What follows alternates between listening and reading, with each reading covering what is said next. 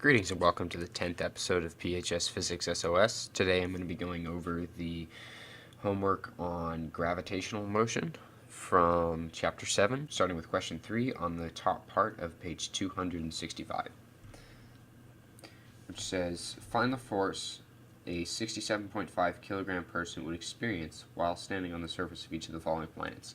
And it gives you the mass and radius of the planets Earth, Mars, and Pluto. So I'll go through the first one, which is Earth. So they give you the mass of Earth, the radius of Earth, and the mass of the person we know is 67.5. So to solve for the gravitational force on the person, we just plug in G m1 m2 over r squared, and when you plug these two masses in, the gravitational constant G, which is equal to 6.67 times 10 to the negative 11th. So when you plug all those in, you get the force of gravity is equal to 662 newtons. And you do the same thing for the next two. So I'm not going to write all these out, but it's the same formula. You just change. The only thing that's going to be changing is one of your masses and your radius. So for part B, one of your masses is going to be the mass of Mars, and for part C, one of your masses is going to be the mass of Pluto. And of course, r is equal to the radius of Mars in this case, and r here is going to be equal to the radius of Pluto. So these are just plug and chug problems. I'm not going to do all those by hand, but I will give the answers. The answer to part B is 243 Newton, and the answer to part C is 14,000 newtons. So number one on the bottom part of the page says, a roller coaster moves through a vertical loop at a constant speed, suspending its passengers upside down. In what direction is the force that causes the coaster and its passengers to move in a circle? What provides that force? Okay, so in a vertical loop suspended upside down, that means here's our loop, and our roller coaster is right here at the top because they're perfectly upside down at that point.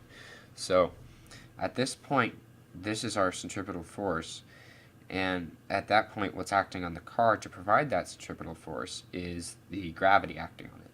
Down here, like if your car was down here or your roller coaster car was down here, it'd be provided by the normal force, whereas up here it's provided by the gravity. And if it's on the side, it's provided somewhat by the gravity and somewhat by the normal force. Next question is question 2 on the bottom part of that page, which says, identify the force maintaining the circular motion of the following. Part A, a bicyclist moving around a flat circular track. Okay, so the important thing about part A of this problem is you have to note that the bicyclist, they're talking about the bicyclist himself, not the actual bicycle. So if you said the friction of the wheel, that would be wrong. It's actually the friction on the seat, or you could say the normal force on the seat keeping the bicyclist up. Because if the bike's at an angle, like if here's your bike, that's a really steep angle. If here's your bike, like looking at it from behind, and you've got your dude on a bike, and here's your curve, the thing pulling him towards the center of the curve is actually a component of his normal force, because when you go into a curve, you lean into it. So the normal force that the bike is exerting on him is perpendicular to the seat, which is flat. So it's somewhat at an angle to the ground. We're assuming like this is flat. This is supposed to be in 3 dimensions, so it's really bad. Or no, sorry.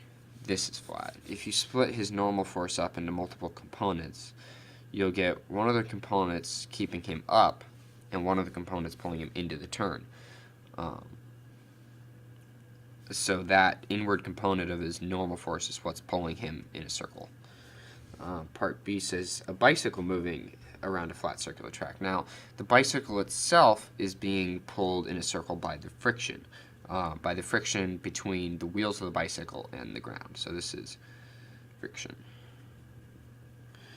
Now, part C says a rubber stopper swung in a horizontal circle on its chain. Okay, so this is like the lab you did where you have a rubber stopper, that's a terrible stopper, on a string, on like a tube or whatever, and you're swinging it around. So the force keeping it going in a circle is the tension in this string, or rather the horizontal component of that tension.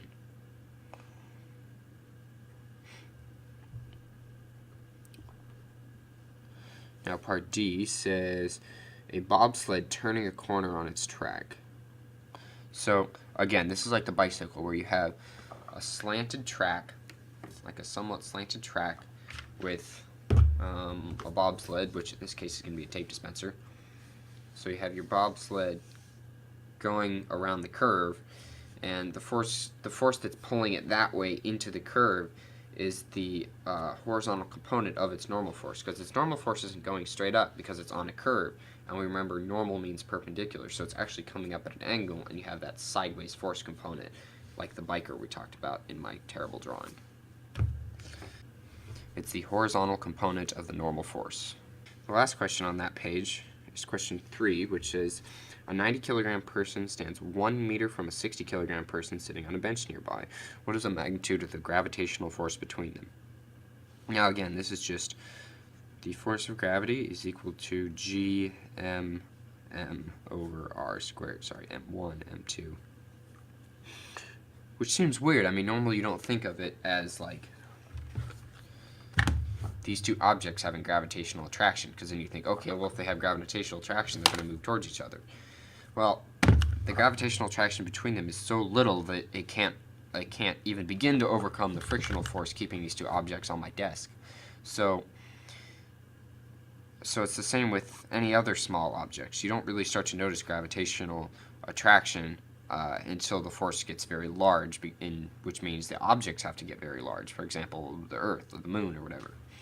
And even the Moon, you've heard of, never mind.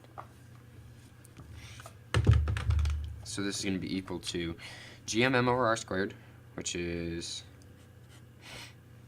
6.673 times 10 to the negative 11th times 90 times 60 over 1 squared. Sorry, 1 squared. And you plug that all into your calculator, and you're going to get 3.60 times 10 to the negative 7th newtons. The next question is question 31, which says, because of Earth's rotation, you would weigh slightly less at the equator than you would at the poles. Why? Now, if we draw a real quick picture, here's the Earth spinning. Now, the reason you'd weigh more at the equator is because you're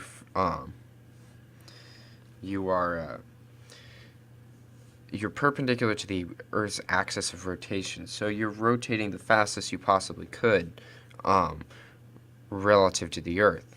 Whereas if you were up here,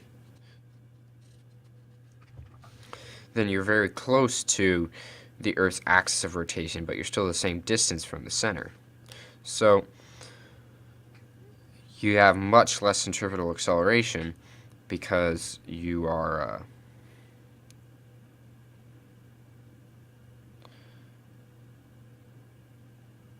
because you're not rotating nearly as fast, because this guy has to go around a circle like this every day relative to the center of the Earth, or relative to the Earth's axis of rotation, whereas this guy has to go around a circle like this every day relative to the Earth's axis of rotation. But they have to go around in the same time, so the tangential velocity is much more for this guy at the radius than this guy at the North Pole, thus giving him a greater centripetal acceleration. So that centripetal acceleration is what causes you to weigh more, because that centripetal acceleration means gravity is actually providing somewhat more force on you in order to keep you from jumping off the Earth or something strange like that. The next question, I believe, is question 36, which says, approximate the gravitational force of attraction between a 50-kilogram girl and a 60-kilogram boy if they were sitting 2.5 meters apart in physics class. Again, this is just f of g equals gmm over r squared. So you plug everything in. Remember that g is 6.673 times 10 to the negative 11th you have your masses of 60 and 50, and then you have your radius of 2.5. So when you plug all that into your calculator, you should get 3.20 times 10 to the negative 8th newtons. The next question is question 37,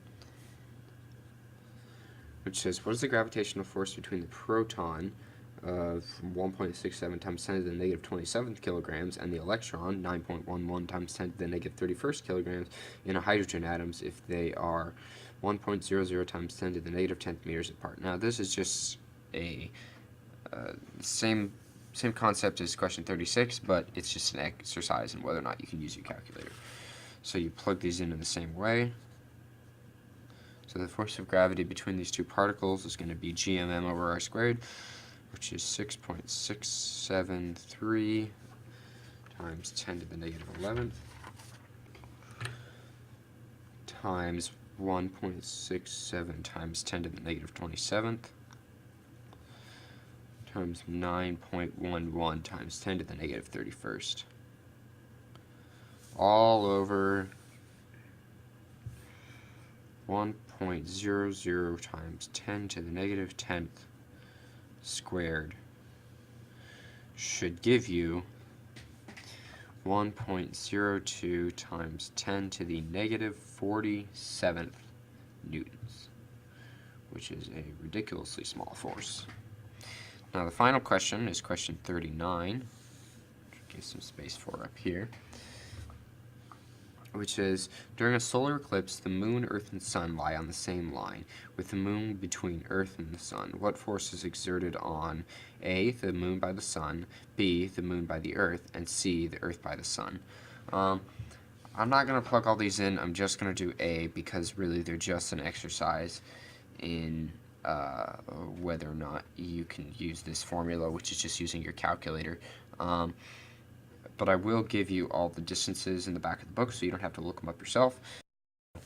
Here are the masses of your 3 planets, and here are your distances between them. So this is the distance between the Earth and the Moon, this is the distance between the Earth and the Sun, and this is the distance between the Sun and the Moon.